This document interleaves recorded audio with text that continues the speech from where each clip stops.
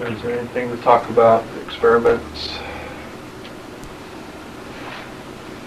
Yeah, I have something to describe about the emotions that we were talking about last week, and I feel like I've been through every one of them.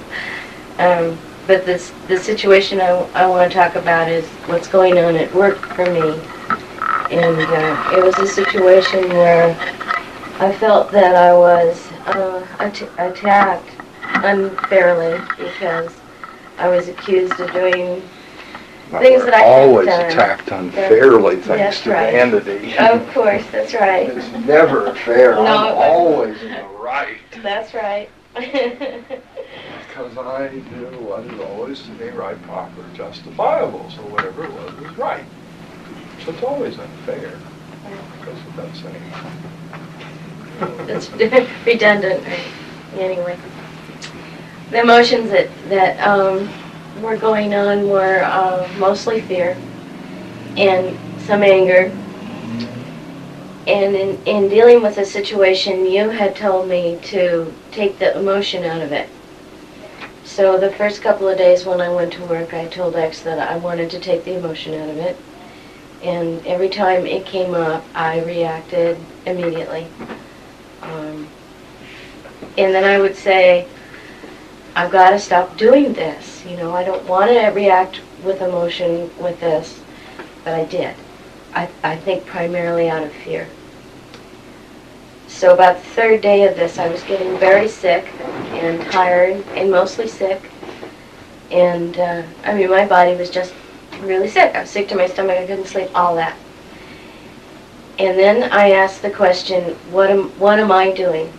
You know, what am I doing to myself when I'm doing this? And when I phrased the question that way, the answer came back immediately, and the answer was blame. I'm blaming. So the next time the situation came up, I asked X, I said, I don't want to blame here. And the emotion went away at that point. There was even a little bit of understanding of the other person's point of view. But what I found interesting about it was that, like you've always said, that I couldn't hit it directly on by saying I just want to take the emotion out of it. That what was helpful here was to see the obstacle in terms of what am I doing. And when I said to X, that's what I'm doing, then he stopped blaming. Because I couldn't. I mean, I just reacted and I couldn't do it.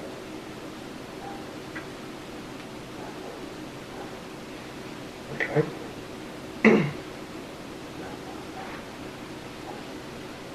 So what's the value of having the teaching I use?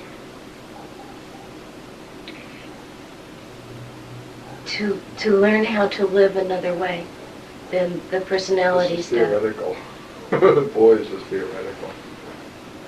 Well, I didn't want to react in that situation specifically, and in a lot of them, the way the personality does with the emotions. You're giving me a long story now because I didn't like the short story. Okay. I guess if you give me a much longer story, then I'll understand, because I'm sort of stupid and I can't get it from the short story. But I still don't have the answer to the question. Oh, the value of it is seeing X work in that, and seeing that relationship. That's the value of the teachings. That's one teaching I did. Last week, we described the exact sequence of events that you went through. Right. And it did you no good to have that description, because you didn't use it.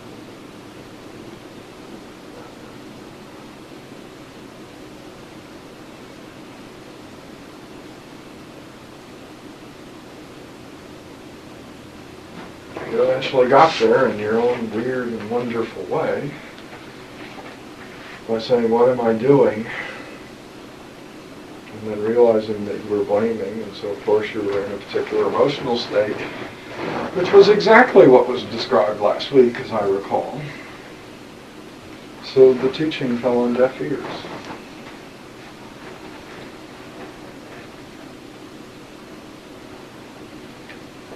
And then we wonder why the teaching does us so little good. Because we don't use it. Someone who was making an effort to use the teaching ideas would have said, I'm in an emotional state that is exactly what was described last week. Let me see if that sequence of events is what happened. Let me use these ideas to get where you ended up getting, and so after several days of very hard work that only came about because you've been doing this for a very long time. If it hadn't been for the fact that you've been doing this for a very long time, it wouldn't have happened in several days, whether it would have gone on for weeks. So the teaching has no value. Is that right?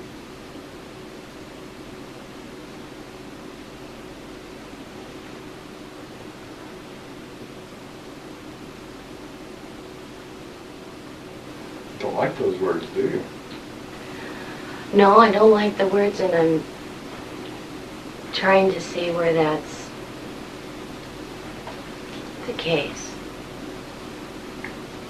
I think I just described it very well. You happen to be someone who had, at least in memory, a particular teaching idea that covered the situation you were in. Did you use it? No. Then it had no value. It doesn't, there's no magic words that you can use to change the facts. There's no amount of lawyer double talk that you can use to change the simple facts. Mm-hmm. I was exposed to and had the use of an idea that could have made this clear. And I didn't value it because I didn't use it.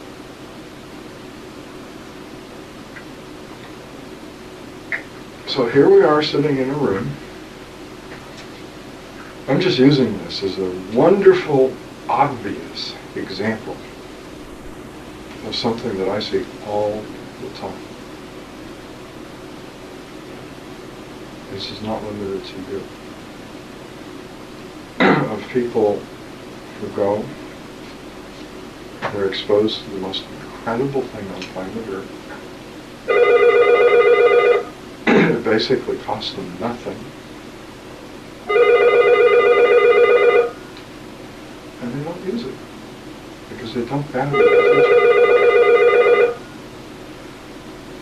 And then they wonder, apparently, why it is that they sit around using, theoretically, the teaching for years and get so little benefit from it. There's no value for them.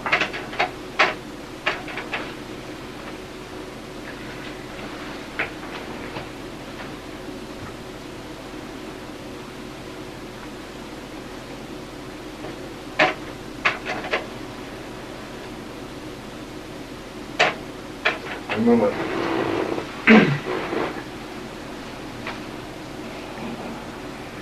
to say a little something. What the hell, I've been upsetting enough already tonight. I guess I can do it a little bit longer, but I'm going to say something that I personally really find to be the case as I watch people.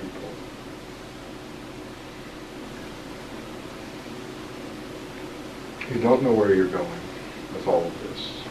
There's no way that you can possibly know where this goes. Because it goes to a kind of existence, a form of existence that you have never experienced. And I don't care what you've heard about it. I don't care what you've read about it. You cannot possibly know because you have no experience on the subject. No amount of reading about something that you know nothing about from experience, no amount of listening can give you anything more than stupid ideas on the subject. So if you have only heard about Mexican food and you will not eat it, then you know nothing about Mexican food. If all your theories on the subject of Mexican food are just absurd. Okay. And anyone who's tasted Mexican food will find it very amusing listening to you. Especially since they know all you have to do to find out about Mexican food is go try it, taste it. You don't need any more stupid theories.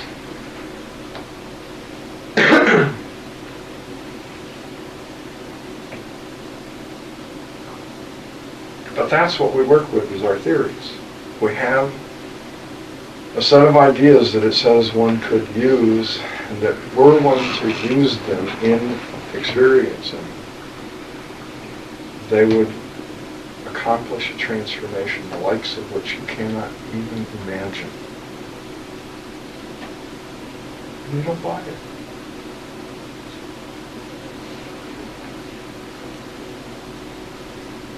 So the teaching is always passed out by someone who acts in the capacity of teacher.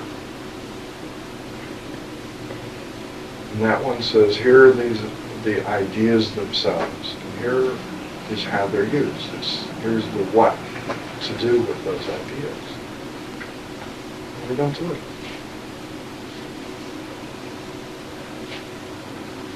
We have every beautiful story there could possibly be for why we're not doing it. In fact, probably we have a ton of beautiful stories that make it look as though we're doing it. But we're not. It says, do these things. There's a particular sequence of doing these things that works. And people don't do them.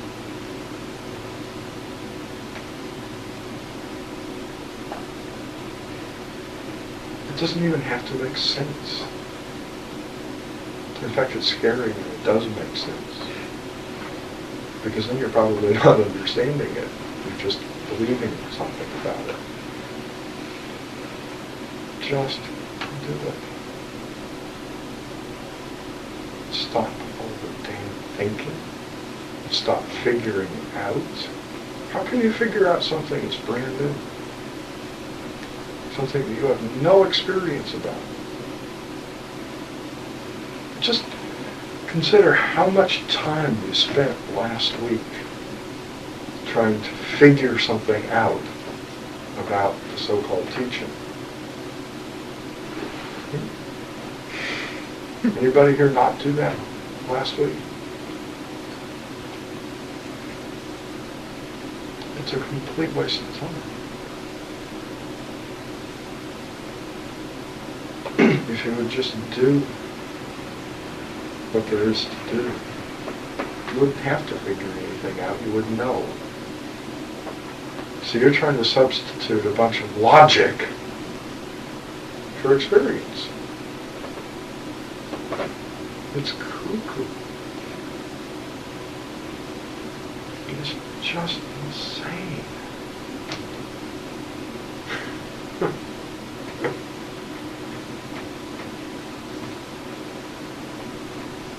It's such a simple thing to just do a few simple little experiments, isn't it? But somehow we just can't find it in us to do them.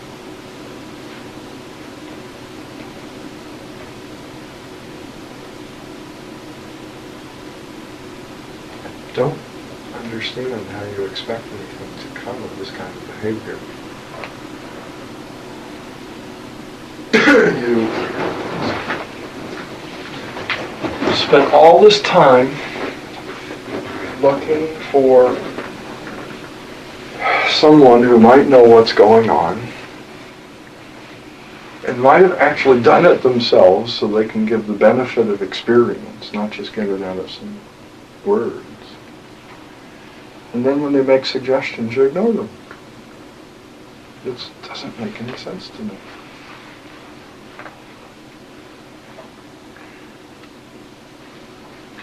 When I was given these ideas personally, I was told that the smarter you are, the more trouble you will have doing it. And I know that I passed that advice along, from that point of view. Because if you're really smart, then you hear the ideas and they make sense. And you think you understand them, so you do nothing. I was told that. The person who passed this stuff out when I got it said, just do it. No matter what you think on the subject, no matter how well you think you understand, there may be more going on here than you can possibly see because you don't know what's going on. Otherwise, you wouldn't be here. So just do it. And find out from experience. And get the experience, because it's the experience that actually does something in your life. You've already spent a hell of a lot of time thinking about things and figuring things out and coming up with rational explanations for God knows what. It hasn't changed your life. If that worked, you wouldn't come here week after week, would you? You'd be off doing whatever it is you figured out. Because that works. Figuring it out and then doing it works. So that's what you'd be doing. Somebody came along and said, I know how to accomplish this thing. And you'd say, well, so do I. What's the point?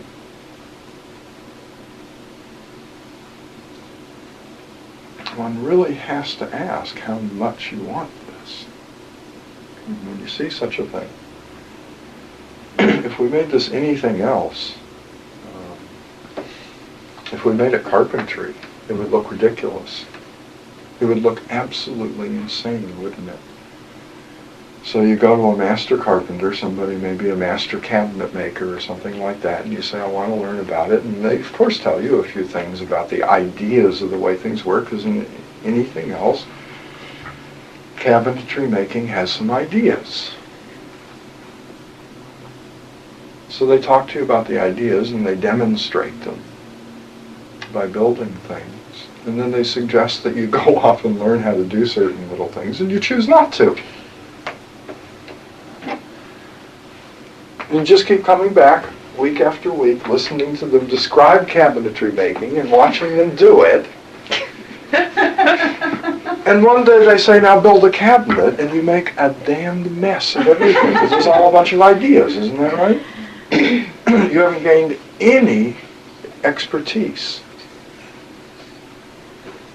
So they suggested that you spend a certain amount of time learning how to make certain shapes with a saw. That you just practice that for a period of time. And then when it comes time to actually make those shapes, you can't do it. You never bother to actually physically learn how to do it. It's all in your head. It would just be an incredible, ridiculous joke, wouldn't it? But somehow it's not with this. With this, all you have to do is think and figure it out and come up with lovely sounding theories. And then 3 years later, you're still pissed and afraid and insecure and guilty. Because you haven't done anything. 3 years later, somebody describes the actual experience of self-knowing, and you look at them and say, oh my God, I've had that experience maybe 1 or 2 times in my whole life. Remember when we did that in Taos, Glenda? We went up there and we described self-knowing, and then we described self-remembering, and everybody's sort of sitting there looking like, that's what it is? It's real different than what one imagines it to be, isn't it? And most people, even though they heard about the teaching for several years, when they heard an actual description of the experience rather than just ways to experience it, I think we're shocked. What do you think? Mm-hmm.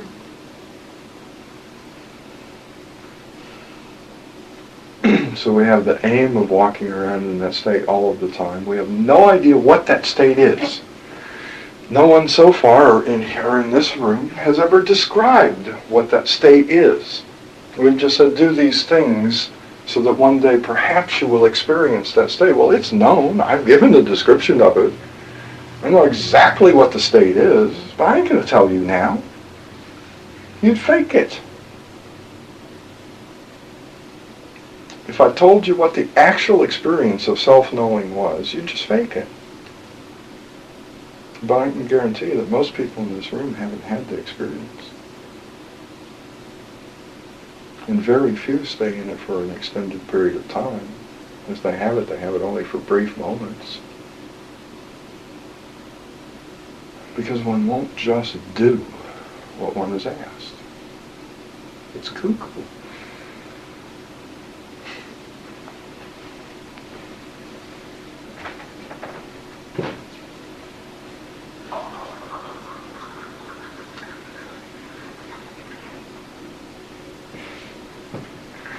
And yet we expect something to happen anyway.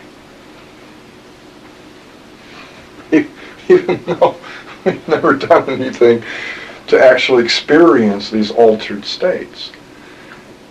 Self-knowing is an extraordinary altered state for a human being. I know so many people who want to experience altered states of consciousness. Most of them take drugs. I know at least one person in this room who spent years doing something really weird from my point of view to experience an altered state of being. And when somebody says, well, here's a way to actually experience an altered state of being, I notice they're not too interested in doing that. They find it quite reasonable to sit in a corner staring at their fucking navel for extended periods of time. But when somebody says, sit and stare at the self for extended periods of time, they find that very strange. And to me, looking at the self makes a hell of a lot more sense than staring at my navel. My navel doesn't do much. It's boring. Self is pretty active. You keep your interest for quite a while. Maybe that's what meditation really was. And a bunch of people didn't get it, just like you didn't get it, because you're not actually trying it, so they eventually turned it into something else that made sense to them, because they never got the actual experience of meditation. I cannot think of a more effective meditation than to walk around constantly looking at the self, concentrating on the self. Now you tell me that that isn't to be in a meditative state. Except that we say to do it all the time, everywhere you go, under any conditions, not just to go sit in the corner and do it for an hour a day. In fact, we even suggest you do it where there are other people around.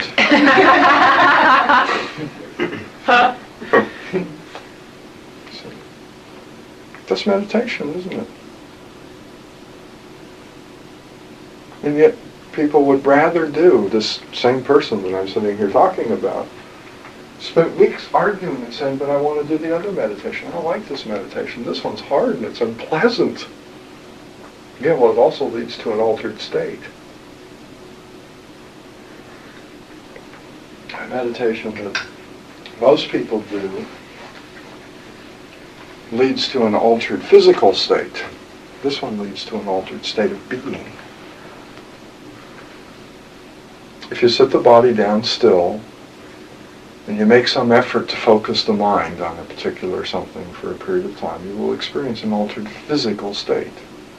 The body will have to adapt to this very strange behavior. And so you will experience a different physical state than you have when you're up active, walking around, doing things. It is not an altered state of being. So that altered physical state only exists while you're in that particular odd physical state. As soon as you get active again, you go right back to your normal physical state, because nothing has changed. You haven't done anything on the level of being. The first altered state of being that actual students of the teaching or of the self experience is something called self-knowing, which is a radically different way of being. Compared to the state if it happens and a full transformation has occurred, that's nothing. It's really not much different than the state that most people are in from that point of view. But it's still a radically different state for the person who experiences it for the first time. So we want an altered state of consciousness or an altered state of being, and yet when someone offers exercises to develop that, we don't value it. This teaching is about the way of consciousness and the way of intelligence, and so the way you go about experiencing that altered state is you use ideas that describe what's going on while you're actually having the experience, so that the experience itself becomes something that is consciously understood with intelligence. And that changes your state of being. Except we don't value them. So an experience happens that is the exact fit for the idea that's described, and we can't be bothered to take that idea and say, does this check out with what I just experienced? Would this make sense out of from some things? Would I begin to see the world in a different way if I saw that my actual experiences fit these ideas? Would that change my whole perception of reality, my whole point of view? Who knows? We may never find out. Because we want to do it our way.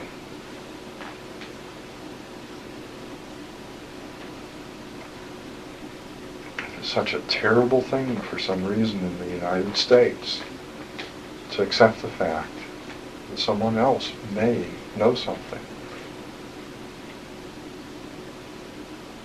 And just try what they're saying. I don't know what it is about this country, but we just will not play that game, will we?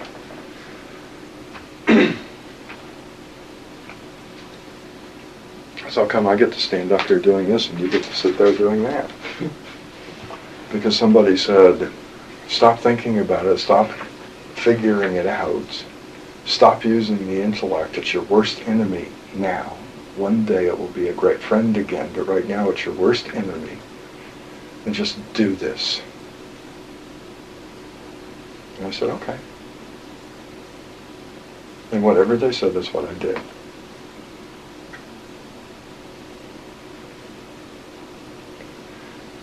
But I was willing to accept responsibility. And I think that's the one thing that people in this culture will not do. I was willing to accept the fact that I may have found a fake. And that I would have no way of knowing. There would be no way to tell ahead of time whether the person that I was listening to was one hell of a good con artist or a transformed human being. I was willing to accept responsibility for that. In other words, to believe or look at self as a capable enough being that if I was being lied to, I would notice and leave. I trusted me, in other words. I didn't have to trust them because I trusted me. So I didn't have to put any trust in them at all.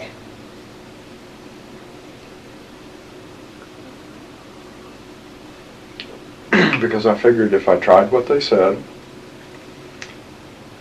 and it led me into some kind of weird cult or something, then I would leave.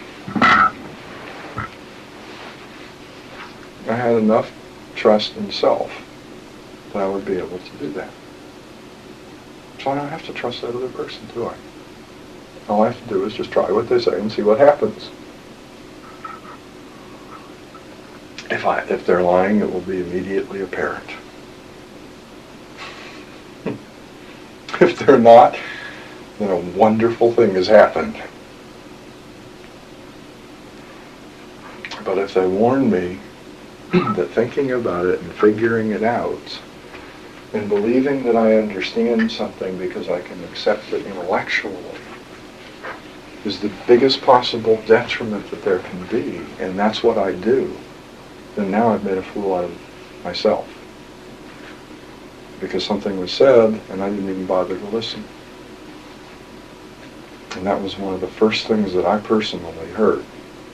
When all this stuff was given, it said, those of you in the audience today who are listening, who are quite smart, understand this. You're in deep shit. Because this is all going to make sense to you. You won't do it.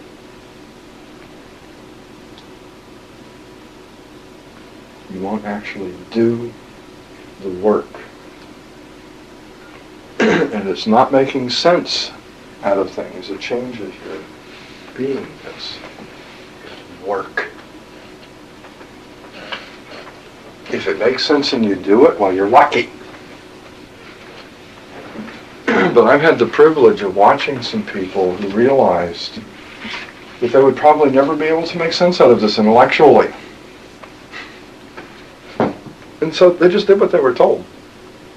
Because they just couldn't make sense out of it. They listened to it and it's like, God, that's a lot of gap!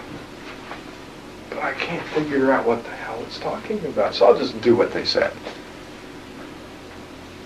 And now those people actually talk about this stuff in pretty reasonable ways. They can describe things. And it's had tremendous effects on them because they just did it. And now they understand it. They couldn't understand it intellectually. Unlike us lucky people who are smart. So they just had to do it.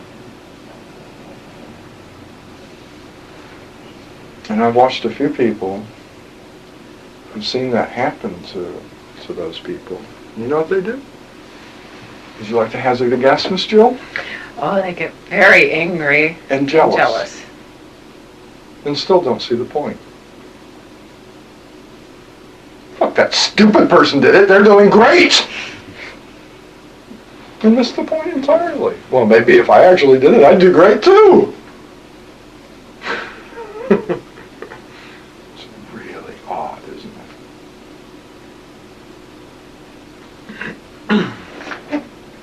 This is the most valuable thing I have ever found on planet Earth. I couldn't ask you for enough money in exchange for this. Because you have to give me every single dollar bill on planet Earth to pay me for what you're getting. It wouldn't be enough.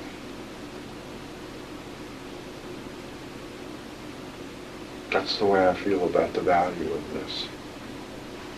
It is the most valuable thing I have ever found. It is the most precious thing that exists on this planet. It's more precious than all the diamonds, and all the gold, and all the little pieces of paper that you can trade for everything the heart could desire. Because it is everything the heart desires.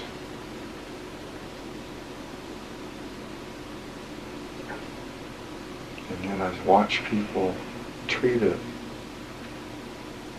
as if it were an interesting idea. Not the most precious, life-giving thing that exists on planet Earth. And when an opportunity comes up to use the ideas for their purpose, which is to transform a person from a sleeping robot into a conscious expression of spirit, they don't value the ideas enough to do it. Very odd. Very, very odd.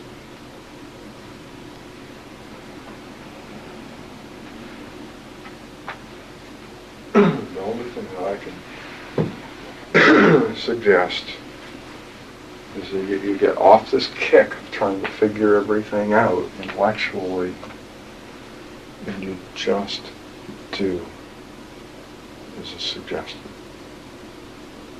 See what happens. If it turns out to be a load of crap, then have enough trust in yourself that you'll just walk away.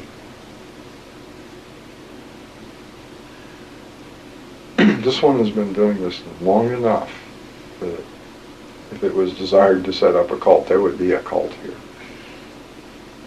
I know exactly what people want. I know exactly how to control people. If there were a desire to set up a cult, I mean, there are folks who offer to do just anything I could possibly desire. Clean the house. You want me to clean the house? I'll do that. And I say, no, thank you. If it was wanted that there would be a cult, it would be here already.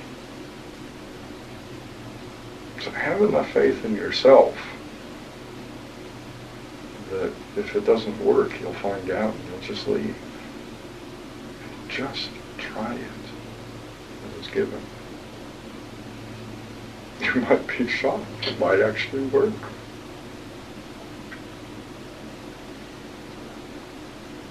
I know that all this stuff about trying to figure things out won't work.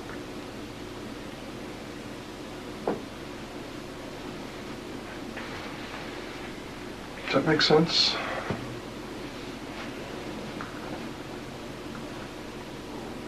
The first object of business, which we've been on for a long period of time, lots of ways,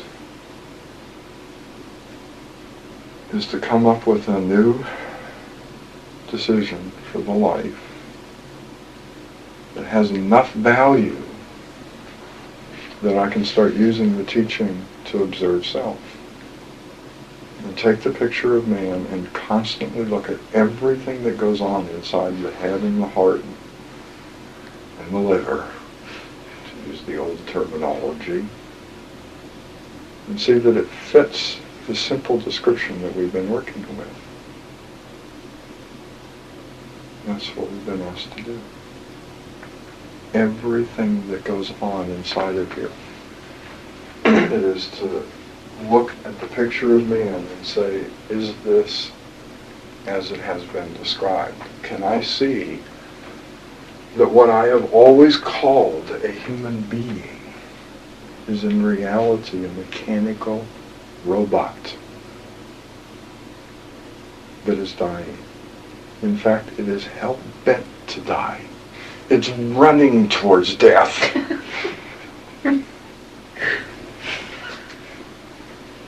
And then say, okay, now is there somebody who could live here in the midst of this?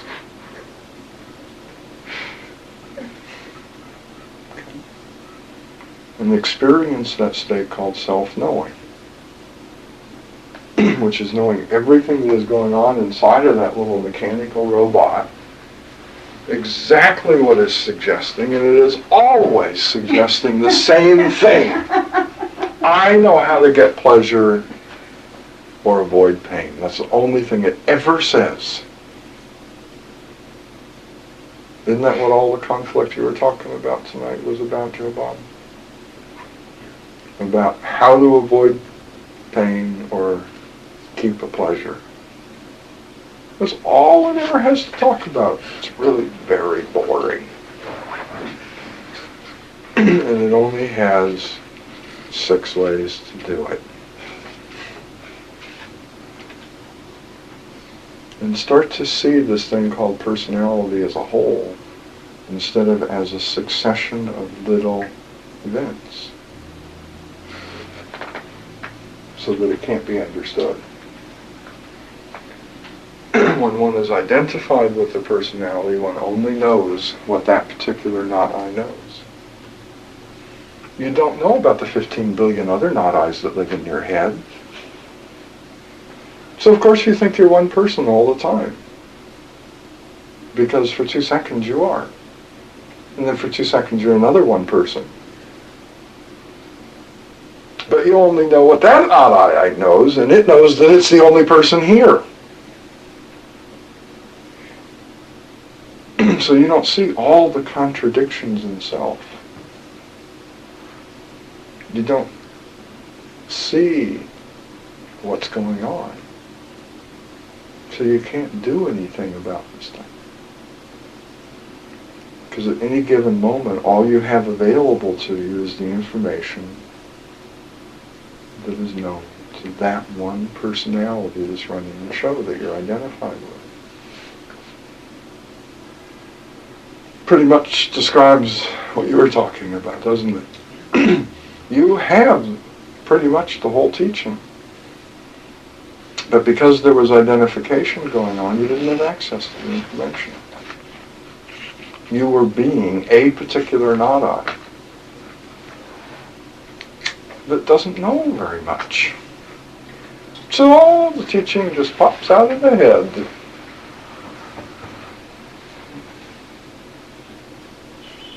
What a weird way to live, huh? That even though I've experienced a tremendous amount in this life and I know a whole lot, at any given time I only have access to a minuscule portion of it, and I try to act as if I were an intelligent being, when most of the knowledge and experience that I've accumulated throughout this life is not even available to me. That not-I only knows one thing: how to deal with this one particular event. How to complain about one particular thing. It can't even complain about anything else. Whichever complainer is up, the only thing it knows how to complain about is this one thing. If something else happens that needs complaining about, it doesn't know how. It has to go away and let somebody else come up to complain about that. You see? It doesn't know how to stick up for rights. It doesn't know how to please. Somebody else has to do that.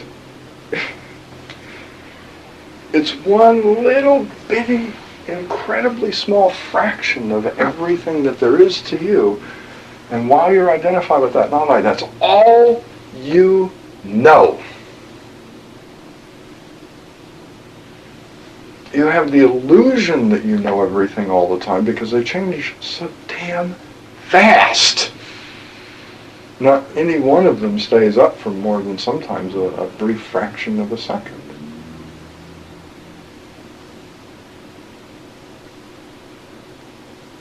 We'll never get a sense of this if we don't do this thing called self-knowing and start to see the whole of this self, not just a little piece that's up at this moment.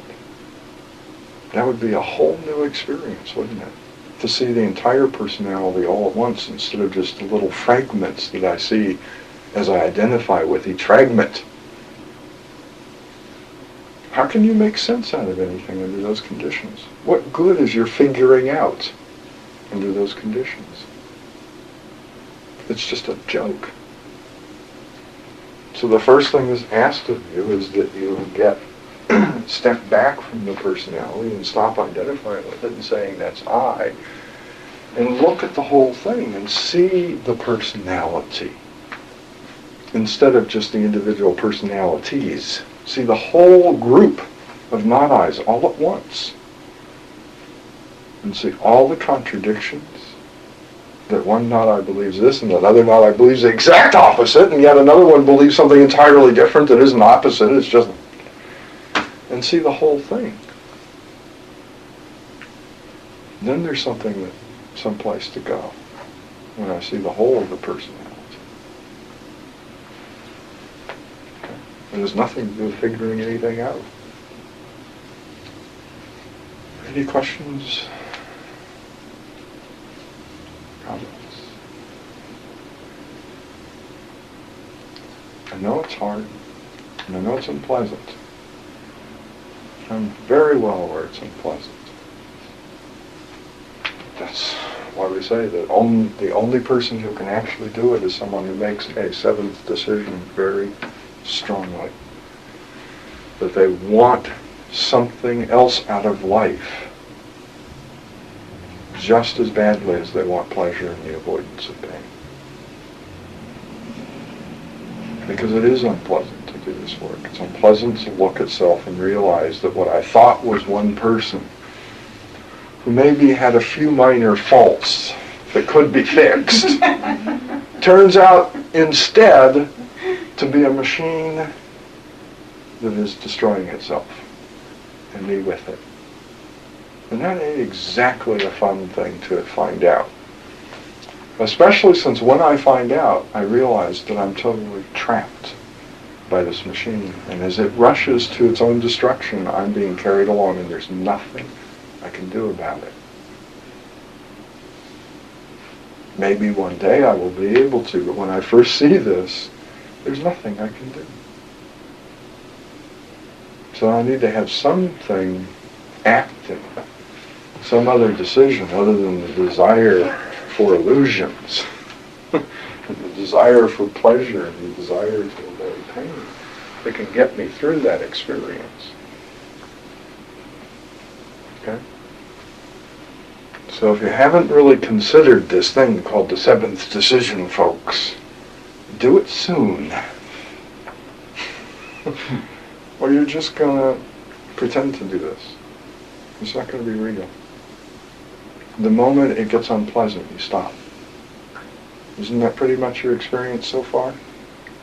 You do it pretty good, well, it's simple, and then as soon as it gets a little unpleasant, you just stop.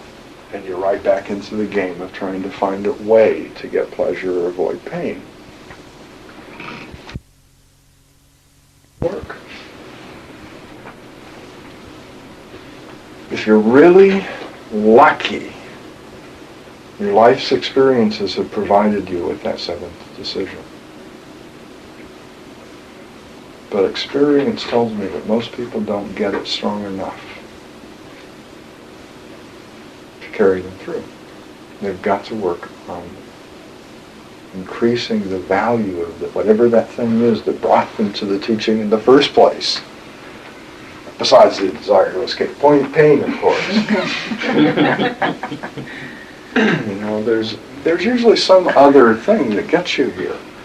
You begin to question whether life is just about getting pleasure and avoiding pain, whether it's just about getting things and avoiding the things that you don't want.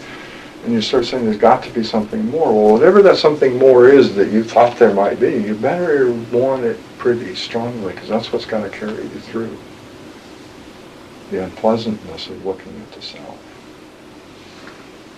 So if you haven't thought very much about that seventh decision, and you find yourself kind of in the boat of Paula of having all these ideas, but not always having enough value to actually use them in the moment when the idea describes what's going on with you, see, and take a look at the seventh decision and say, maybe I don't really feel that very strongly. But that is what I want. Remind yourself over and over and over again until it becomes a very strong feeling in you. This is what I want. Okay?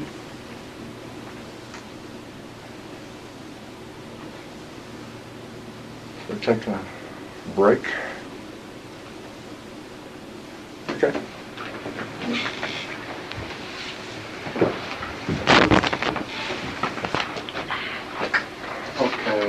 Last time we talked about the fact that all that a human being can do has the awareness function. But this is all the whole being. But it starts out with the awareness function, saying that something is true and valuable and having an expectation based on that.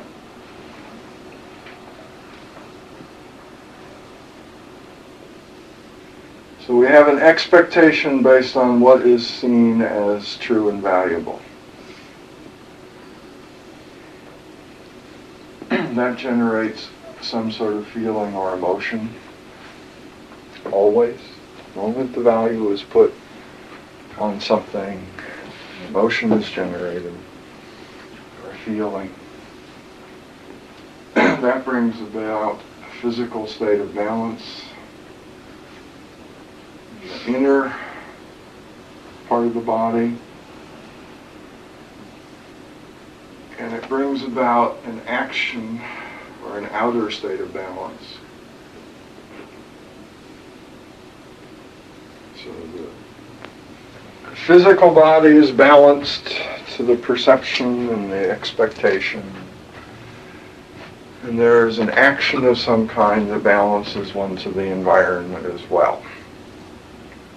And now we're in the next moment, expecting something as seen to be true and valuable. That generates a feeling.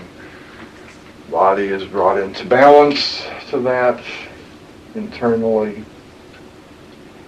And there is some sort of action that brings the body into balance with the environment. And that's really all that we ever do. And when we said that there is a particular expectation that we're all very familiar with that leads to what is, in the attempt to bring about balance, actually a state of imbalance which destroys us.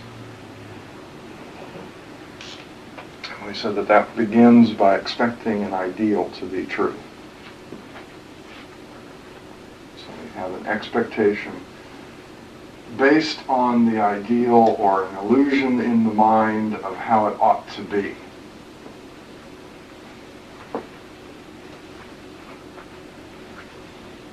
That is pretty much what you were talking about, isn't it? You had an expectation based on an ideal and someone didn't do it. They did not do the ideal, they did something else. That leads to disappointments.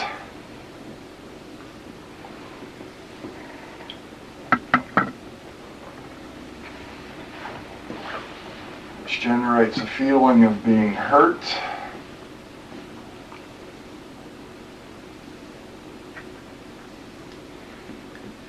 We look for something to blame it on.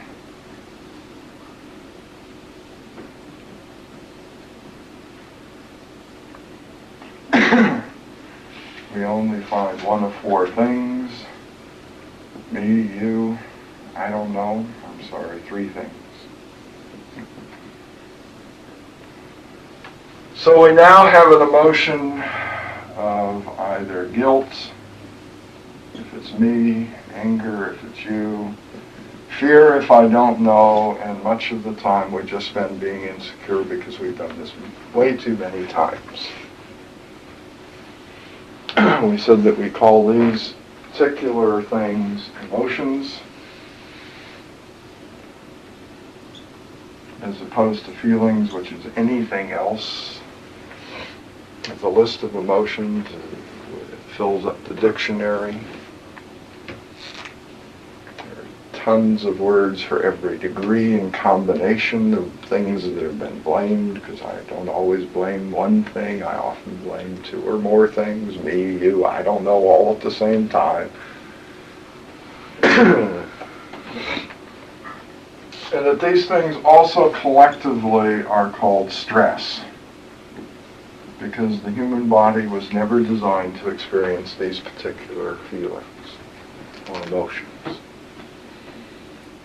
We were not designed to look at the world as it is and believe that it will become an illusion, which is what we're doing, isn't it?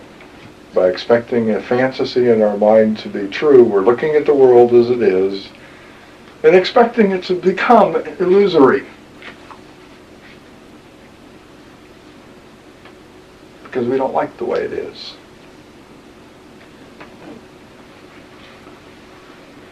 So I'll just believe that it's an illusion and it's different. And then it'll all work out fine. That's not what a human being was designed to do. They decided they don't like things as they are and just expect it to be different. They were designed to see it the way it is and put value on it the way it is, and then come into balance. And many times that balance is to change it, isn't it?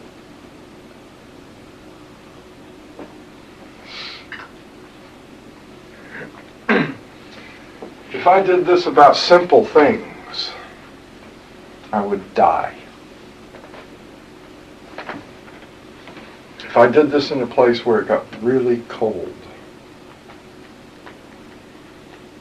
and I said, it's really cold. In fact, I'm freezing to death. This is really upsetting to me. It should be warm. Well, I'm just going to expect it to be warm. Then what would be the outcome? I would freeze to death. But I don't do that, do I? I said, it's really cold. I'm freezing to death. And I put value on this experience. And the next thing you know, I'm building a fire. I'm now in balance with the environment as perceived. I don't have to get upset that it's cold to build a fire, or turn on the heater, or whatever it is I need to do. I don't have to go through some great anger at things because it gets cold on planet Earth to build a fire. In fact, I may have a hell of a time building the fire if I'm angry. Fires, I've noticed, require a certain degree of precision. Isn't that right? You've got to start out with little stuff and leave some air and and spend a certain amount of time getting that to go before you put the big stuff on. How can an angry person do something like that? They're going to be somebody just throwing it on in there in the way, and they'll be lucky if it even lights. Isn't that right?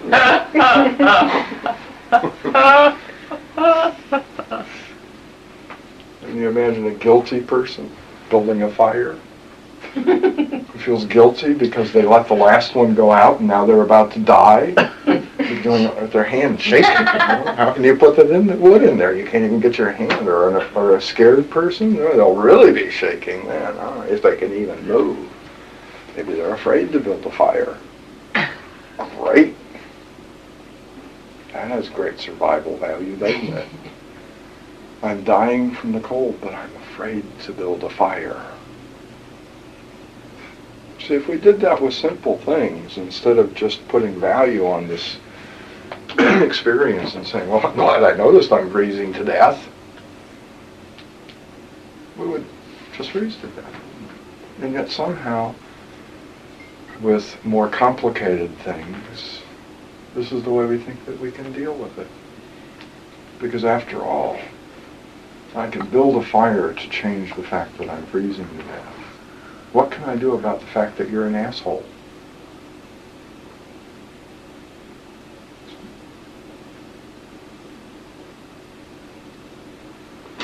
So I'll just expect you to be different.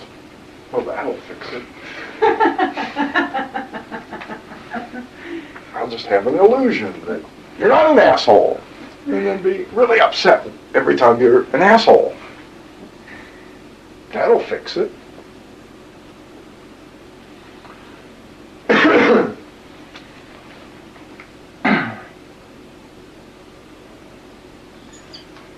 X interprets these feelings as meaning that you're about to die. And the only way that X experiences those emotions, called anger, fear, guilt, and insecurity. So we call these false feelings of emergency. Because that's what they are, aren't they? We have made an emergency situation out of the fact that something didn't live up to my ideal. Isn't that right? I've gone into emergency mode and I said, I've got to do something about this because someone doesn't like me. Someone just did something that I don't like. Someone put me through an experience that I didn't want to have. So I've gone into emergency mode over this, haven't I? Just as if another car was about to hit me on the freeway. It's the same intensity of feeling, isn't it? That's exactly what I'm telling X. I'm about to die.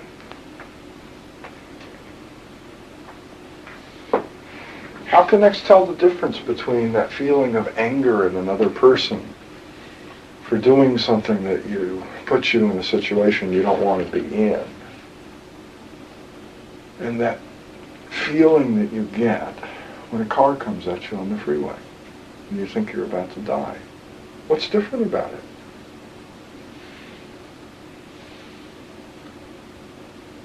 Nothing. That's the way X experiences it. The awareness is saying that we are in a life or death situation. That's what anger, fear, and guilt say to X. We are in a life or death situation. This body is about to be destroyed by some event. And it's very clear that one of X's first and foremost aims is to continue the body in existence, isn't it? That whatever the awareness reports to X, one of its foremost aims is to keep the body in existence. You can see it everywhere you look. So X immediately goes into survival mode.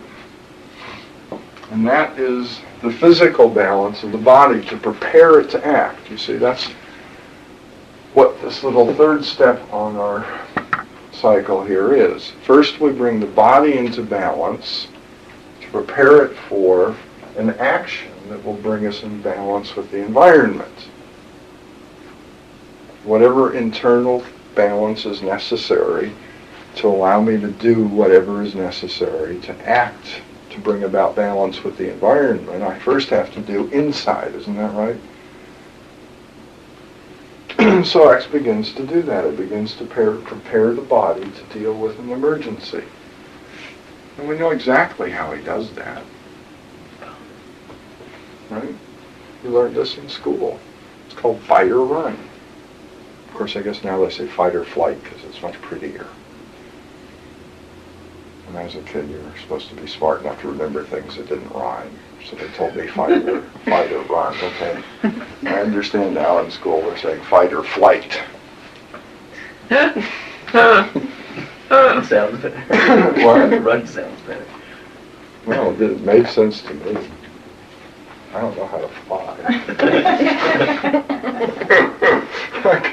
I can run under duress, but I don't know if I can fly even if you put me under duress. Tell me you're going to shoot me if I don't fly. I guess I'm going to be shot. At any rate.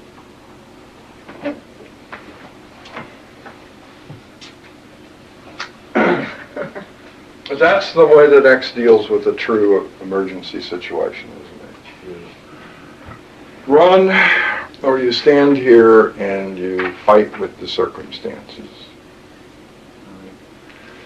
So that means that a tremendous number of little hormones are dumped into the bloodstream to mobilize energy. Now X is doing this constantly, mobilizing energy in the body. That's part of that inner balance that brings about to mobilize the energy so it can do an outer act, an act in the environment to bring the whole thing into balance, you see. Energy has to be mobilized. It's kept in the body in some kind of stored form all the time. It has to be released so it can be used to move some muscles to get a certain thing done, right? But the energy that's being mobilized here is to fight or run.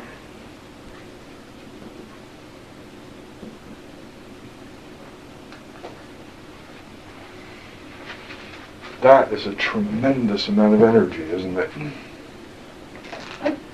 If this were a true emergency, if another car were coming at you on the freeway, you would suddenly go into a very heightened state where you can see everything very quickly that's going on around you. You're full of energy. You can just jerk that car around in ways that you normally wouldn't even imagine being able to drive. And when it's all over with, everything would be fine. Assuming you survive. You actually manage to run. You probably don't want to fight. But assuming you actually manage to dodge the other car that's coming at you, you get whatever energy it takes to do this tremendous thing, and then it's over with. People have been known to lift tons of weight under this condition, haven't they?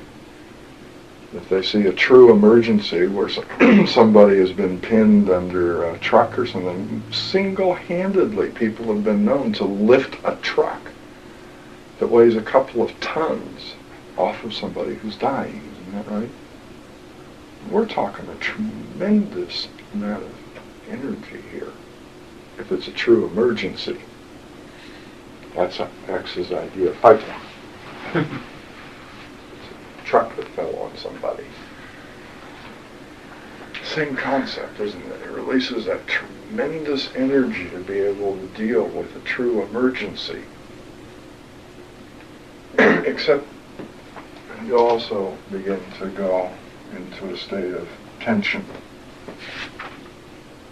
The nervous and the muscular system tense up to begin an action.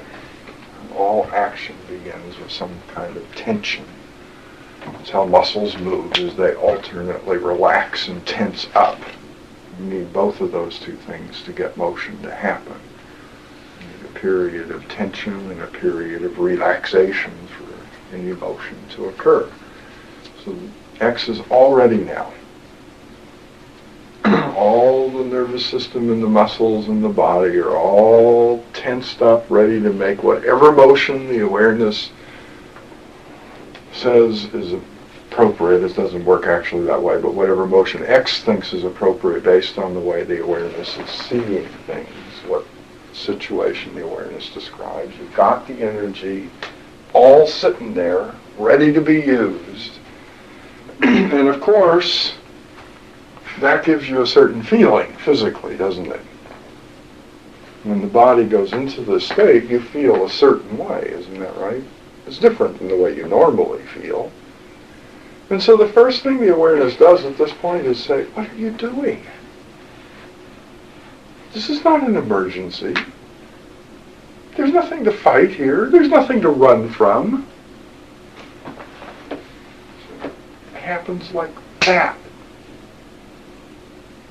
X gets you all ready to do it, and immediately the awareness says, no!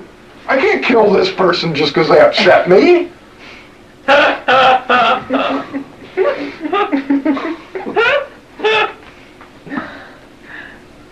I can't just turn around and run as fast as I possibly can. I can't do this. Now what are you going to do?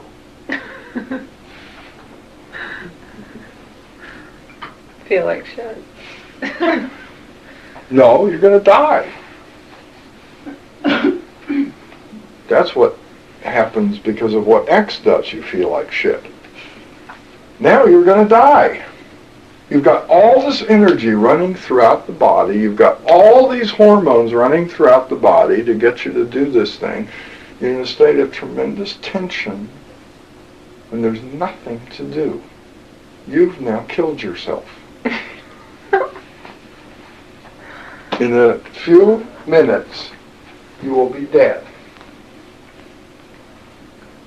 As soon as that adrenaline gets to the heart, and the heart starts pumping all that strong way, when there's nothing to do, and the lungs start breathing really heavy to get all that oxygen that you don't need, you're going to go into cardiac arrest and drop dead. Just like anybody else would if you injected them with adrenaline when they have no use for it. You're just going to go into cardiac arrest, the heart will stop, the lungs will be paralyzed, so you'll suffocate too.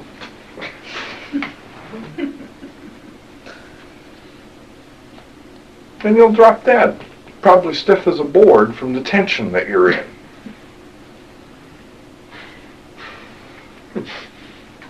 That's where we're at. You're now dead. All because the awareness decided it didn't want to do its job. See?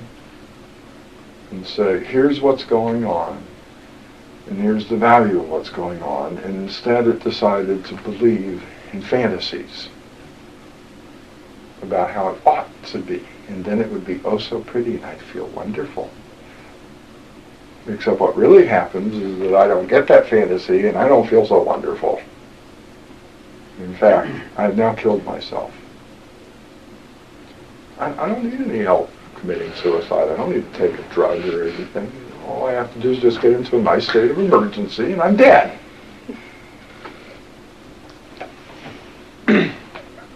Except for, of course, the fact that X has as his first and foremost aim to keep the body in existence, so he ain't going to leave it this way.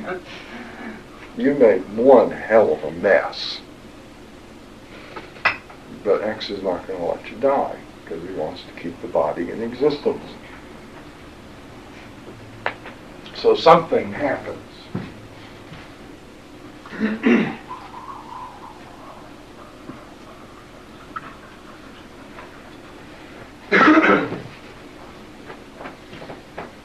So we say that at this point I am now in a state of neuromuscular tension and chemical imbalance. In X's attempt to balance the body, to get it into a state where it could quite reasonably perform an incredible feat of strength, X now put it completely out of balance with reality. Because the reality that was given to X to go into balance to didn't exist. And the moment X puts one in balance to this non-existent reality of being in a real state of emergency, just like you said you were in, you immediately say, I lied, there's no emergency. So you're now out of balance instead of in balance. This incredible being that keeps the entire universe in balance has now put you out of balance because you lied about where you were. You see? And described an environment that doesn't exist, one that's threatening you. Isn't that right? Because somebody looked at me funny. Oh, I'm so threatened. They don't like me. I'm going to die. If I don't change this, I've just got to change it now. They're telling me I'm stupid. They're telling me I'm ugly. I'm just going to die. And so X takes you at your word. And you say, no, I'm not.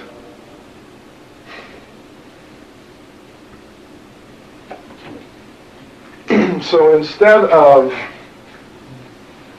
action in the environment, we now have to have an action to put us back into balance. So it would have put the body into a perfect state of balance for whatever action in the environment that X was going to take to put everything back into balance again based on the way that the environment was described and the value perceived by the awareness function. Now we don't get to do that because the awareness function said, no. Don't you dare put me into balance to my stupid lie. I don't want to go to jail. Are you nuts? I can't fight with this person. This is survival fight. This is not just like I'm going to hit him and express my feelings. This is, I'm going to disable you so you can't kill me fighting, isn't it? I can't do that. Even if I do hit the person, I haven't used up that energy that's been mobilized to fight or run.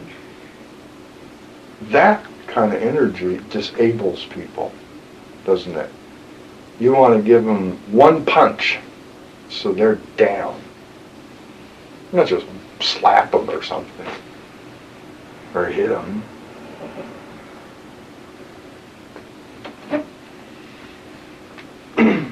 So that action that comes about, we call adaptation. Instead of taking an action in the outer environment to bring all this into balance again and then see what I want to do next, because of course that will put everything back out of balance, and we'll have to do something to bring it into balance again. I have to have an adaptation of some kind to keep me from dying. In other words, I got to do something to use up all this energy I just released into the body.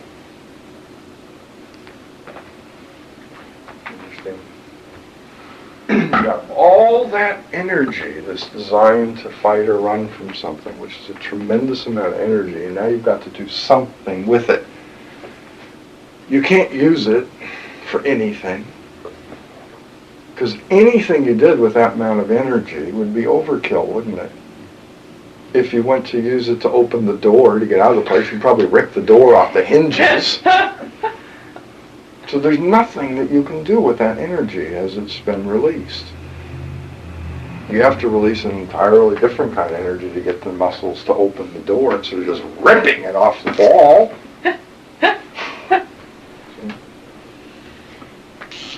So there's a couple different ways that X can adapt to this situation.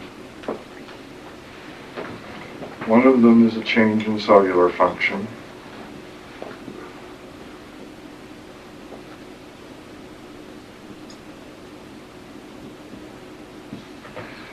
That will bring the body back into balance by using up this excess energy. So what that means is that X picks some little place in the body and has a whole bunch of cells start doing something really fucking weird. They change their function. They do something they're not designed to do. So maybe a bunch of cells somewhere in the head starts secreting a ton of mucus for no apparent reason, but to use up this energy and transform that energy into mucus.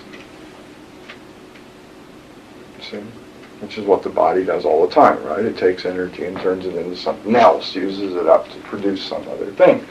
So those cells just use energy like it's gone out of style and produce a whole bunch of stuff that you have absolutely no use for. All it does is just sort of dribble out the nose. And you say, of course, you're sick. Am I right? Because it's quite unpleasant when a bunch of cells do something they're not designed to do. We experience that as pain. To tell us that something is going on inside the body that is not working the way it ought to, so that you can check out what's going on. It hurts. Or maybe a bunch of other cells decide that they will use up all that energy to squeeze a muscle really hard somewhere. Block off the blood to some part of the body, and then that hurts. You say you have an ache somewhere, because that muscle decided it would just sit there and contract. It's not going to bother to go through the relaxation and contraction and tension and relaxation. It'll just sit there and contract until it uses up all the energy, and then you end up with some headache or a pain somewhere. Until that muscle says, okay, I've used it all up. And of course, in the process, the cells that do this die. Because they're not designed to do this. Producing all that weird whatever it is kills them. They're not designed to use adrenaline to make mucus. So they die. It doesn't matter, they'll be replaced. Cells die all the time, right?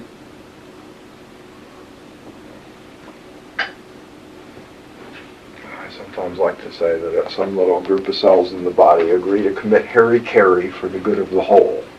They self-destruct, they commit suicide so that the entire body can go on living. They're a lot more cooperative than you are, aren't they? Can you imagine if society came to you and said, for the good of mankind, we need you to die for our sins? What would you do? You would laugh, wouldn't you? Are you nuts? Find some other sucker.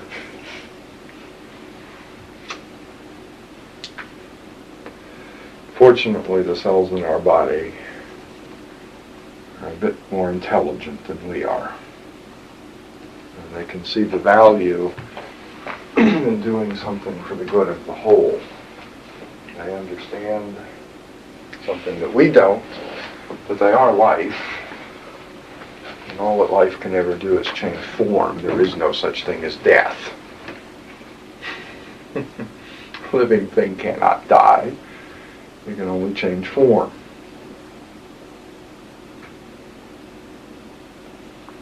So they do some odd little thing that destroys them. We experience a tremendous amount of pain. The energy eventually gets used up. You're back into a state of balance again. Those little cells die, and you get a little hungry because you have to replace a few more cells than normal. You've got a lot of activity going on. A bunch of other cells have to go along and eat them. So now you got a whole bunch more of the cells that go around eating dead cells than you normally do. They, of course, later have to die because you can't have that many of them around. They're quite dangerous. So X has to kill them. So it takes a lot of energy to deal with this, doesn't it? Eventually all that energy is used up and you're fine again.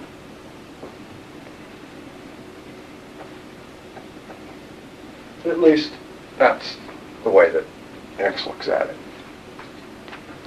Unfortunately, that usually isn't the case, is it? But it is X's point of view. And because of the way that X interacts with the human form, I don't think even X has much of a choice about which cells do this. I think it just sends a little message to the body that says, okay, a bunch of cells need to do this odd thing.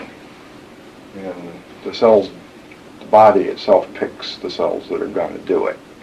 I don't think X does. Because X just sends little messages to the body and says, do this. If it's functioning properly, it does it.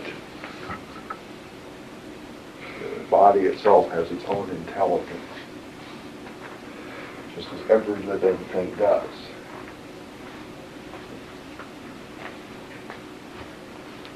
Unfortunately, I've noticed that the body's idea of dealing with this, but it's understandable. We weren't designed to do this, so there's that kind of intelligence wasn't built in. But its way of doing it seems to be to pick the same place over and over until finally it just sort of wears out.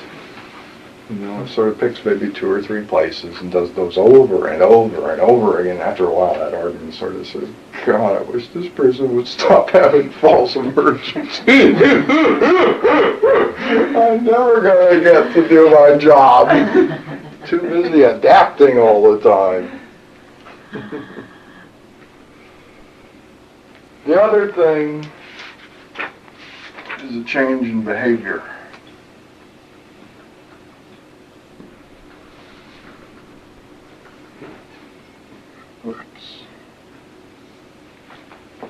So basically what that means is that X picks some moment when you're looking the other way and then does something really weird. Something that would never occur to you in 1,000 years. Because it's got to be something that takes you by surprise. If it was something that you would do, then X can't use it. It's got to be something unexpected to the awareness function. So the awareness function doesn't report it as true and valuable, then X would mobilize the energy to do that. What does that mean? It means that maybe you go out and drink 5 beers in a row. And get really drunk. Now the first time that you do that, that's totally unusual behavior, and you look at it and say, I didn't even know I was going to do that. It just completely took me by surprise. If you're not much of a drinker and you only do that occasionally, you know exactly what that's like. You have no idea why you did that. You went out just like you always do. You did the same things you always do, but this night, for no apparent reason, you just got drunk.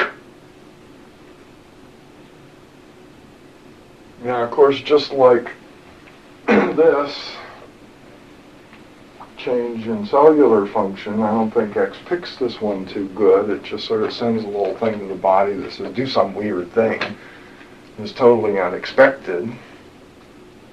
And of course the body tends to do the same thing over and over again, so after a while it doesn't seem like unusual behavior to you anymore, even though it is as far as the body is concerned, because it's not something you choose. It just happens. But just like if you're somebody who gets colds all the time, it stops seeming unusual to get a cold. If you're somebody that has a behavioral adaptation called drinking all the time, after a while it stops seeming like something unusual, doesn't it?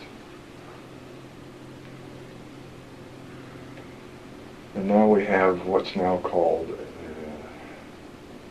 mental illness.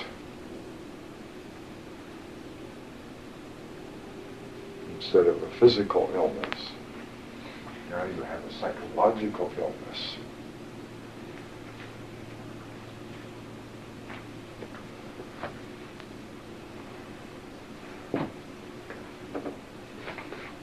Maybe you decide, not you decide, but what happens is you drink or eat a whole lot of sweet things. So now you have an eating disorder. Just as here you have some other kind of disorder, you see. It's physical this time. What do they call that? I know it's also called a disorder, I've forgotten. It don't matter, they got words for all this crap. No understanding, but they got words for it. Okay? Or maybe you go out and you fight with everybody you meet. You pick a little fight with them. So go home all beat up.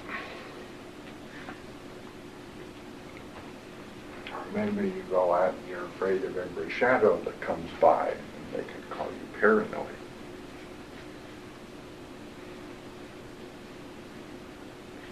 But eventually the energy gets used up by this strange behavior.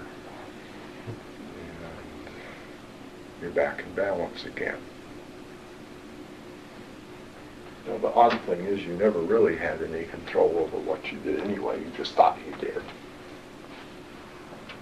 Because you don't see that X does everything, whether you like it or not. That's just the way it is. You don't know how to do anything except pay attention.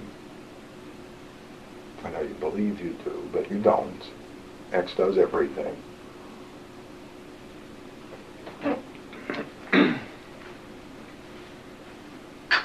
But you look at these particular things and you consider them to be terrible diseases. Is that right?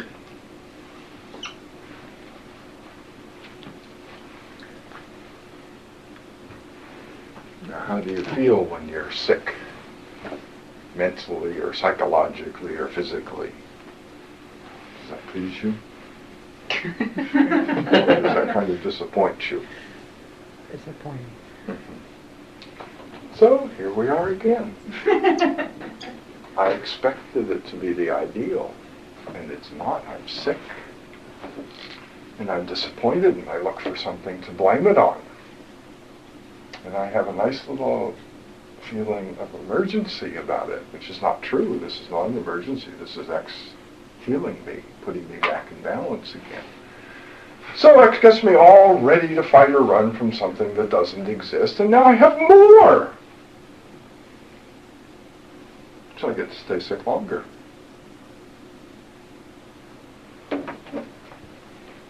if it happens long enough, I get really upset about it and think that I'm dying or something, or some tremendously serious problem is happening to me. And then I get a real good feeling of emergency. And now maybe this thing would become very serious.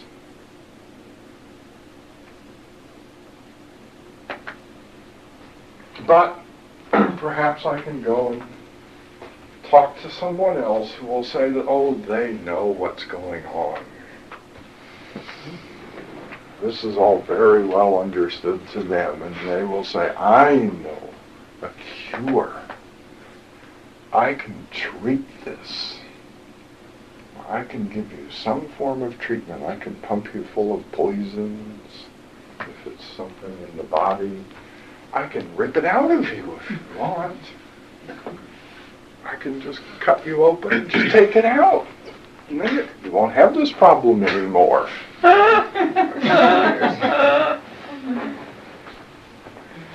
Or if it's psychological, they say, you know, if you just sit and talk to me long enough, it'll all be okay. And you buy it, and so you get rid of the feeling of emergency, and the adaptation works itself out, and of course it goes away, which it would have done if you'd stopped having emergencies anyway. And you say, oh look, the treatment worked!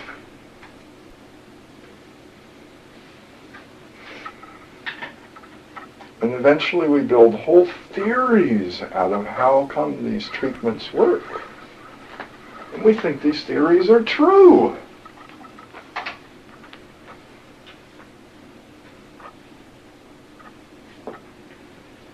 But most anyone who's in that particular business of so-called healing will tell you that the treatment don't work unless the patient believes it will. The medical books are full of case studies of people who go to someone, they get treated. For the period of time while they're treated, while they're being treated, they lose the feeling of emergency about the dis-ease. They get okay. The doctor pronounces them, or the healer, whatever kind of healer it is, pronounces them cured. They go back to their normal life, which is to have feelings of emergency all the time about absolutely nothing. And it comes back.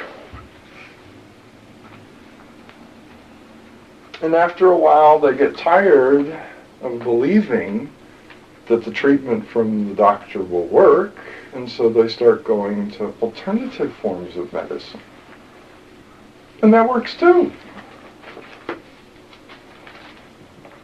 Until, of course, they're pronounced cured, and then they go back to their normal way of life, which is to have lots of feelings of emergency all the time, and it comes back.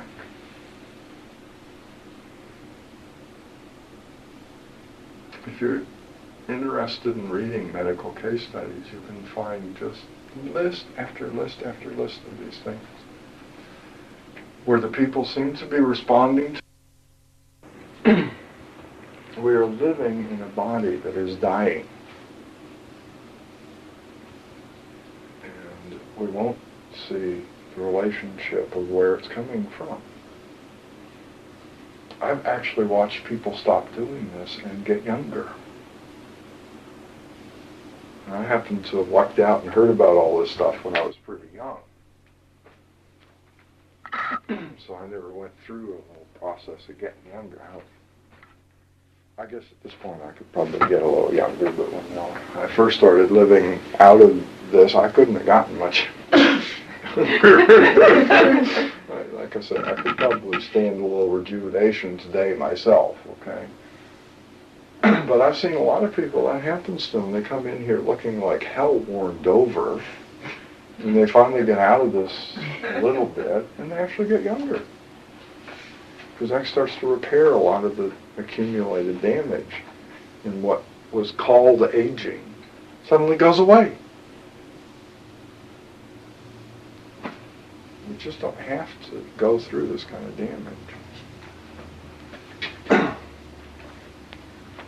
One of the only times I ever saw the man who talked to me about all this stuff express envy was over this.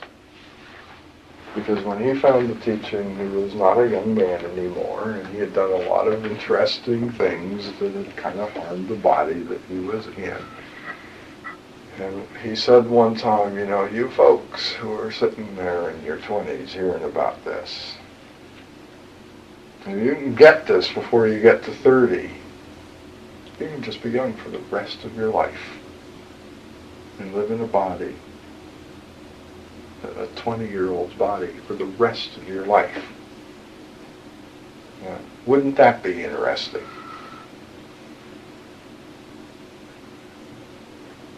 Except we have to see this enough to accept that I cannot afford a false feeling of emergency. And most people will not do that. One of the things that was asked of me last week when we talked about these feelings was to say, why do I justify them? And we talked about how we actually believe that these feelings give us a great power. They do not. They give us no power at all. They actually take it away from us. But we believe it's necessary to have these emotions, don't we? Somebody just called me up a couple days ago and said, how can I convince someone that I don't like what they're doing if I don't scream at them? Didn't they say that recently? Mm-hmm. They won't believe me. Who cares? Who cares if they believe you or not? It's worth dying for someone to believe you that you're upset about something? But that's what was said to this one. If I don't express anger over what they did, which was terrible, then they won't believe that I'm upset or that I don't like it, and they'll just keep doing it. Oh boy, what a terrible life that would be, huh? Now, personally, I would have said, well, let them keep doing it. Just don't bail them out. Let them keep doing it, and the next time they do it, and they call you and say they're in jail because they just did something disgusting, you say, well, that's nice. Call me when you're ready to let them out. But I think they probably believe that you meant it when you said you don't like that behavior, huh? Simple, isn't it? Yes. But no, I want power!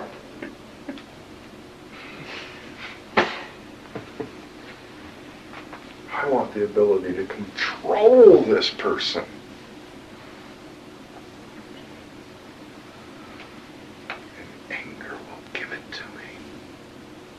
Except it doesn't work. I know, I've tried. Boy, have I tried. It don't work.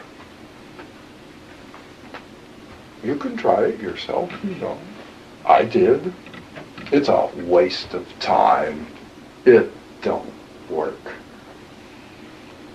I know that guilt doesn't work. I never stopped doing anything out of guilt, ever. In fact, actually, the guiltier I got, the more I did it. No surprise, it was probably an adaptation in the first place.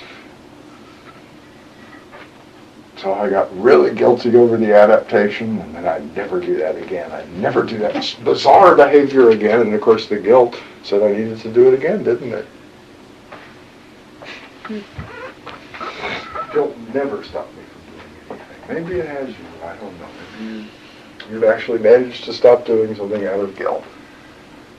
Or maybe you just managed to never even start because you thought you might feel guilty. I bet it never stopped you from doing anything you actually did. Now the joke is that if you never started, you wouldn't have done it anyway. The guilt has nothing to do with it, does it? It's just not something you would do. But unfortunately, it's something that none of us think about. So you're feeling guilty over a thought. Did it stop you from having the thought? No. So that guilt didn't work there either, did it? But you can believe that it did because it didn't express, but then you would never have expressed that anyway. I've occasionally had murderous rages where I've given 50 cents, I would have killed somebody, and the ability to get away with it. But, you know, the fact of the matter is that if somebody had given me 50 cents and said, I promise nothing will happen if you kill this person, I couldn't have done it. It's just not in me.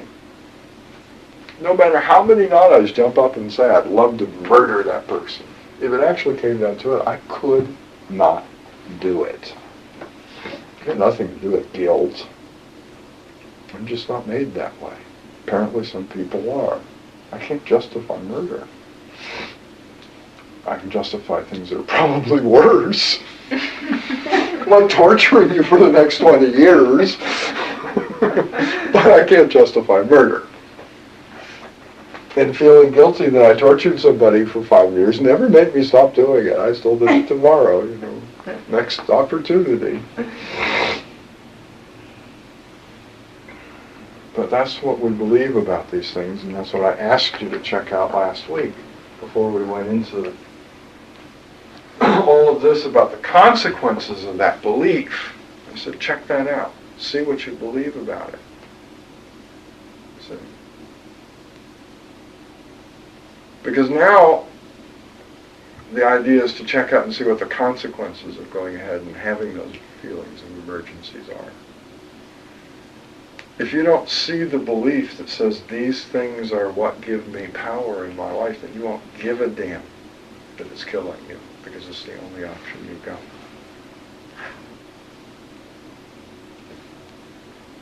If you see that it's all illusion, it's illusion that it gives me power,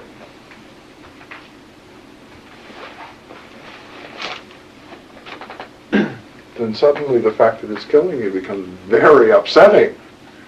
Here I am doing something that doesn't even work, and the only outcome is that I die.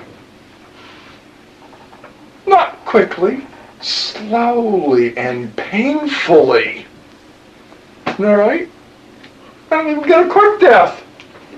I'm going to drag it out over 60 years and see just how long I can suffer in my dying.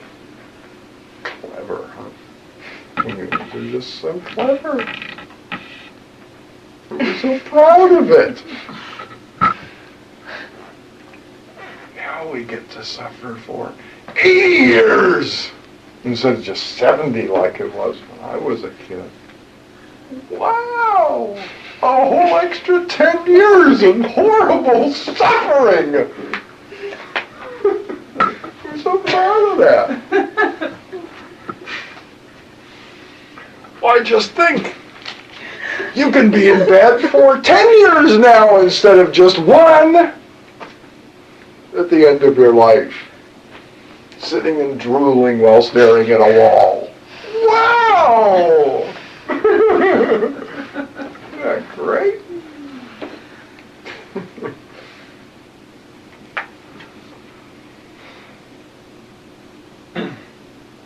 We were designed to see what is and put value on it.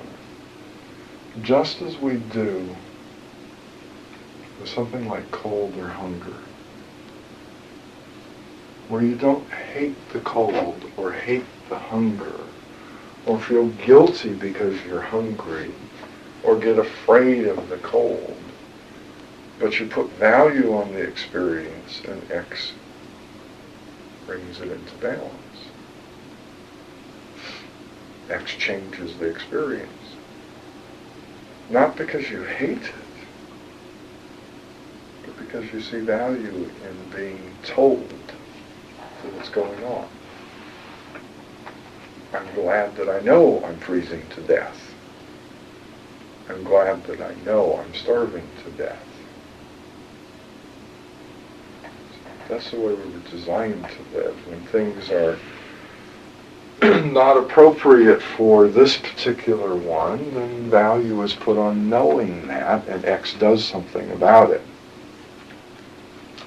Not declare it an emergency. when it's not. I don't want to wait till it's an emergency that I eat or not. I'd like to eat maybe before I'm dying. That's what the sensation is for, is to say, now, do it now. I wouldn't wait too long.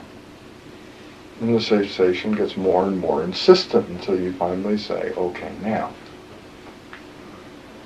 Wait, you want to wait till it's an emergency to do it?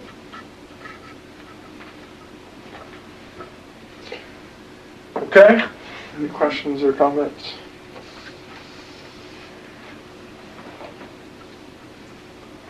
The thing to do is to begin observing this little cycle going on and see if this can become a realization to me that this is the way things work.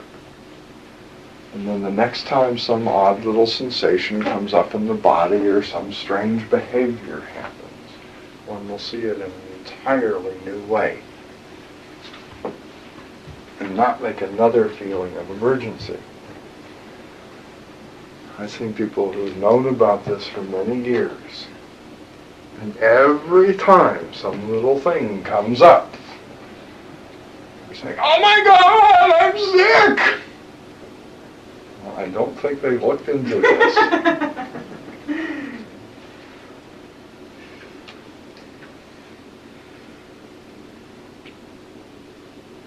The adaptation will go on until there's no more need for it, and then it will stop. It's just that simple.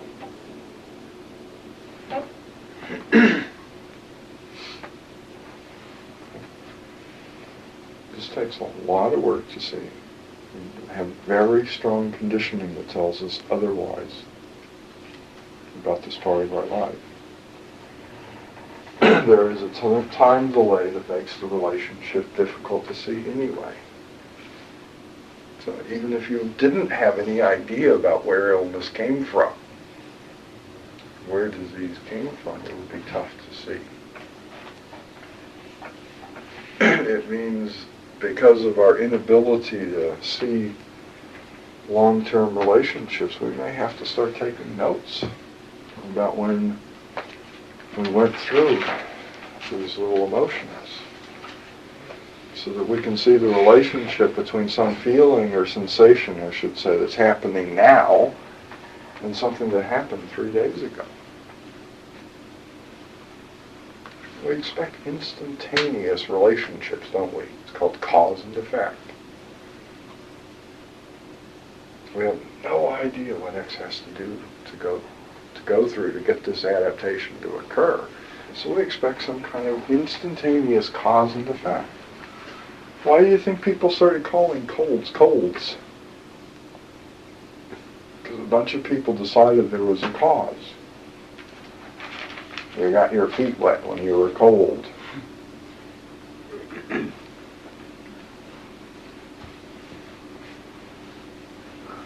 was a stupid idea. I don't know how many times I was told that when I was a kid. Get out of those cold clothes, you'll catch a cold. I never got a cold because I was in cold, wet clothes. I always got a cold at some other time. Any time that I got wet or something in the cold, I never got a cold. I don't know where people came up with that. But it looks like cause and effect for them somehow. So I may have to keep track of these emotions on paper so that when little twinges of various physical kinds come up, I can look back over time and say, oh, well, I'll be. Every time I have this, I've been through anger, fear, guilt, or insecurity. You suppose there's some relationship. Now, of course, you'll never really know if that's a relationship until you spend a little time out of that. And then notice that you go through whole periods of time without a little twinge. Most of us spend so much time in anger, fear, guilt, and insecurity, we could claim that that's the cause of everything, couldn't we? It's always going on. Must be the cause of everything. But you spend a little bit of time out of that, and you notice that the body feels really good after a while. Oddest damn thing.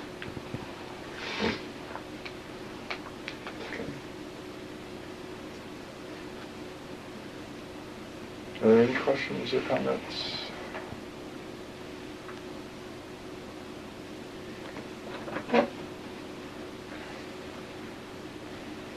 Somebody who really understands this, when they do have a physical adaptation of some kind, of just shrug their shoulders.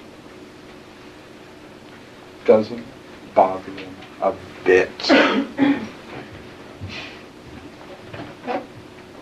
They just consider it to be the consequences of having been in emotional stress a while ago. And they know that it will go away as soon as the stress hormones are used up.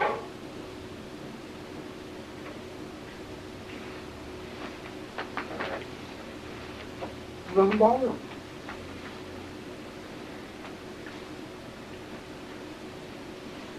I was just telling some people, a couple here last night, and I've been having some difficulties with the shoulder, and I know damn well it's from this. I know damn well it's from this. It's not like I know where it came from. And I said it had been going on about a month. Turns out somebody said it's been around for a while. No, Phil, it's been 2 months. I hadn't even noticed. I'm perfectly content to have this adaptation until I see what the ideal is that I'm expecting to be true. Perfectly content. I did make one effort after 2 months of agony to do something about it. It failed miserably. I asked them what to treat it. It failed miserably. But it was after 2 months of pain. And I finally said, you know, if I could get this a little treated, it'd be okay. I'm having trouble seeing this ideal, obviously. Then oddly enough, a couple days ago, some little thing happened that made real clear what the ideal was. You know, it hurts near as bad now, because it's not as big an emergency anymore.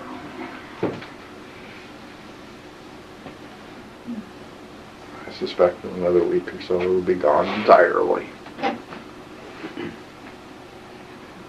That's the only relationship there is. So if it hurts for a couple of months, then it hurts for a couple of months. Apparently you're having trouble seeing the illusion. So you're still declaring an emergency about absolutely nothing. It's better to hurt for a couple of months than to drop dead. To me, anyway.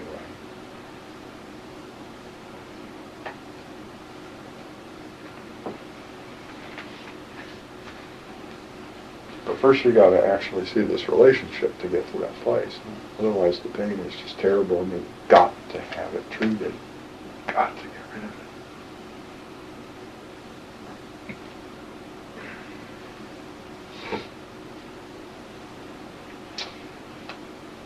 No questions, comments? Nothing. I think that's enough for one evening. Good. So, can I get a tape of last week?